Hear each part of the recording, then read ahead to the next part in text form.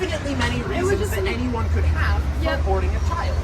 In fact, one of the most popular reasons for aborting a child is because of the fact that they're not ready to be a mother, or because of the fact that they are, unable to carry that baby to term because maybe they had a miscarriage, or maybe it's because of the fact that, the baby has a genetic deficiency that they weren't able to detect early on, and now it's, coming to a head where do you really want to bring a child who is basically just going to die within the first few years into this world? Is that something you want to do?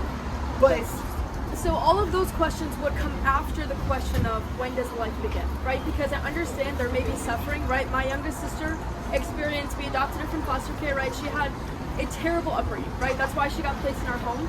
But that reason for her having, she was poor, her mother did not take care of her whatsoever. She did not do what she was supposed to do, but she still is alive. She's a unique person that deserves life and value. And I would say you, me, we all have inherent value. I would say ultimately that we're made in the image of God.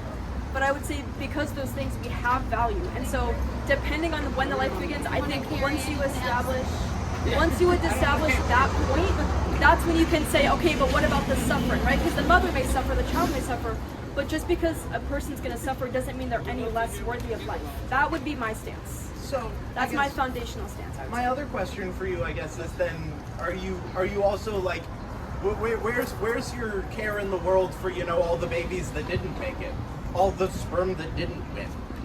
Because those are still lives to be had.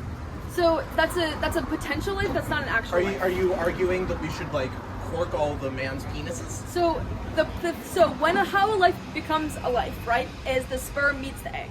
Scientifically, that's how a life begins. But sperm meets is egg, alive. But it's not until it meets the egg that it is a unique human life. That's just a scientific fact. But they're all unique. They all have their own sets of varying degrees of DNA. Not until the sperm cell meets the egg, right? That's when you and I became living, right? That's when our life started, and then it's been a stage of development up until that point, right? Well, you're declaring that, but Sure. I mean, how would you say a life begins?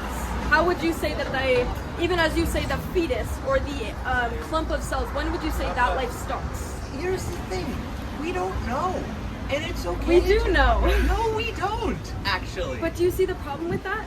I'm sorry, respectfully, right? But the problem, right, is if we say there's no, because at that point, all you can say is once I can see it, then it's living. So would you say while the